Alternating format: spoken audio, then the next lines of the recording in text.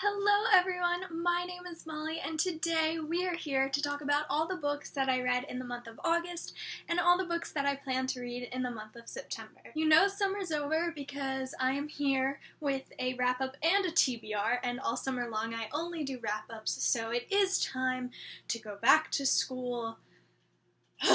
I'm not ready. I go back in 2 days, and it hasn't hit me yet that I'm going back. But along with school time, there comes more reading time, which is exciting. This year, I'm going to try to read a lot more during the school year. I read 3 books in the month of August, which isn't horrible for summer, seeing as I'm very busy. I went on vacation, and on vacation, I read 3 books, but one of those books counts as a September read, so you'll see that in my next wrap-up video, but I did manage to read 2 books while it was still August on my vacation, and then I read my summer reading book. So let's dive into the books that I read in the month of August. So the first book that I read in the month of August was my summer reading book, and that was Looking for Alaska by John Green. Now, I have read this book before.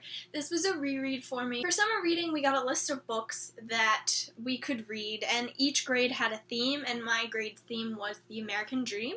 And I'm not really sure how Looking for Alaska fit into that category, but I'm not going to question it because it was the only book that sounded remotely interesting to me on the list, so I just reread it. I've been meaning to reread it anyway, so this was just the perfect opportunity to, and I feel like when you've read a book more than once, you can do better projects and work on it, and because I had to do projects and work for this novel, I thought it was a good fit. I forgot how amazing it was, and I forgot how much I loved it. I know a lot of people are not big fans of John Green, and if they are, they only like Tifios, which kind of saddens me because I feel like these books are really, really important for teenagers. I hate when people say that John Green's characters aren't relatable because they might not be relatable to you, but they are to me.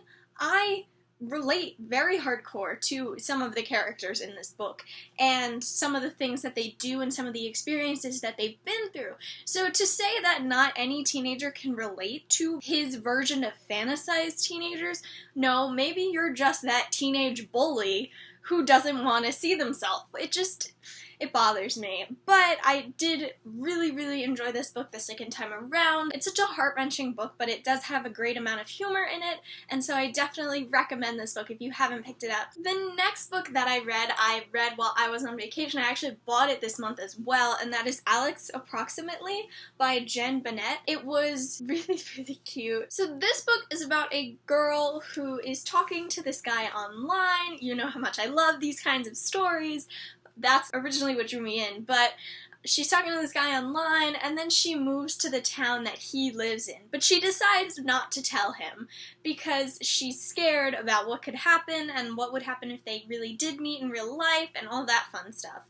And so then she ends up meeting this guy at work, and he's really a douche to her at the beginning, and you know that's how the best love stories start, is when they hate each other at the beginning. So, you know, she hates this guy, and then eventually they start kind of connecting on certain things, and they start to, you know, have feelings for each other.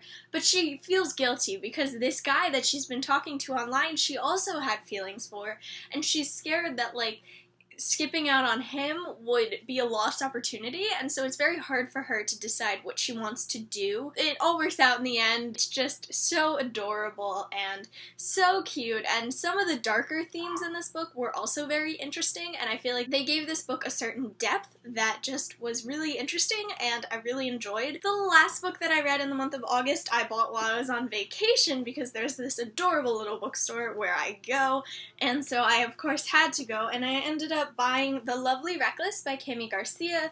Now, my friend Shannon read this book a while ago, and she was like, you love it, you need to read it, but I didn't own it, and so I haven't been buying a lot of books recently. I haven't had the time or money because, you know, I'm broke because conventions, so I really didn't have the opportunity to buy it, and I just, like, wasn't really thinking about it. But when I was in the bookstore, I saw it, and I really liked the paperback edition. I feel like it's just beautiful. I saw it, and there was really nothing else, so I was like, alright, I'll try it, I'll buy it, we'll see, maybe I'll read it while we're away, you know, whatever. So I started it the second we got home. I'm not really sure why, it just, like, I wanted to read this book, and I absolutely loved it. It is now one of my favorite contemporaries of all time. It is so good and so just I couldn't think about any other books after I finished this book, and I just couldn't, I couldn't bring myself to start another one, because I was like, no, it's not over. It's not, I didn't finish it yet.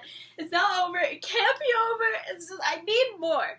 It was so good. So freaking good. The characters, the storyline, the romance. Oh, I want my own Marco. Sorry, Shannon, I didn't read this earlier. I know you told me. I know you told me. So good. So guys, if you haven't read this book, please go read it. So this book basically, I haven't told you what it's about, I've just been too busy freaking out, but this book basically is about a girl who had a traumatic experience. She lives in the rich part of town and her boyfriend was murdered. And so she was there, but she can't remember the face of the guy who did it because it was such a traumatic experience. She just can't unlock that memory. And so she ends up moving in with her dad because she had some issues with her mom, and she moves in with her dad. And she starts going to public school in the Downs, which is the less rich, more inner city type place. And she meets, new friends and Marco, and it's just so good. So those are the 3 books that I read in the month of August. Let's move on to the books that I want to read in the month of September. I have 3. I'm not really sure how many more I'll get to read, but these are the 3 that I'm currently in the mood to read. So the first one I started the other day, and it is A Map for Wrecked Girls by Jessica Taylor. I got this book while I was at BookCon. If you guys are interested in the BookCon book haul, it will be linked down below. You should definitely check it out. Currently, I am 31 pages in, so not very far. This book is about a group of kids who get stranded on this island, and it's a girl, her sister, and this guy. From what I can tell so far, she has really strong feelings for the guy, and she's having issues with her sister. I don't know anything else. It says it's for fans of Pretty Little Liars and Gone Girl, so it's definitely going to be an action-packed mystery, and I'm excited to see where it goes. The next book that I have on here, I'm doing a buddy read with my friend for, and it is P.S. I Still Love You by Jenny Han. This is the second book to the To All the Boys I Loved Before series. I really like To All the Boys I Loved Before. This book, from what I've read so far, isn't as amazing as To All the Boys I Loved Before. I think I liked that one a little bit more, but that's not to say this is a bad book by any means. It's still cute.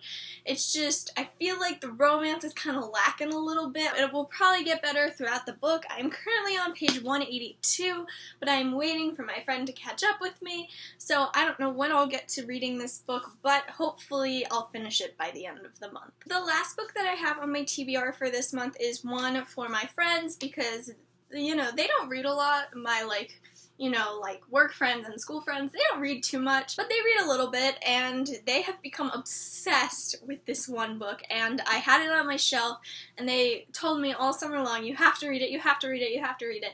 So I'm going to try and read it in the month of September and please them, and that is The Thousandth Floor by Katherine McGee. I want to see what they're talking about. I know it's going to be a trilogy. The second book, The Dazzling Heights, just came out. I don't really know what this book is about at all, but I remember when I bought it, it sounded really interesting, and then I just never got around to reading it. Hopefully I'll get to reading it this month, and hopefully I'll make my friends proud. So those are all the books that I plan to read in the month of September. Of course there are more, but I'm not really sure what I'm in the mood for, so if you have any recommendations, make sure to leave them down below. Let me know what you guys are reading in the month of September, what you read in the month of August. I'd love to know, and I'd love to talk to you guys about books. If you're interested in any other content, such as Riverdale, Teen Wolf, Shadowhunters, Supernatural, I do episode talks for all of those, so the playlist will be linked down below. You'll be seeing a lot new videos as shows come back. Let me know if there are any specific videos you guys would like to see because I want to please you guys. I hope you guys enjoyed this video. I try to upload a video every week. If you like my videos, then subscribe, and I'll see you next time. Goodbye!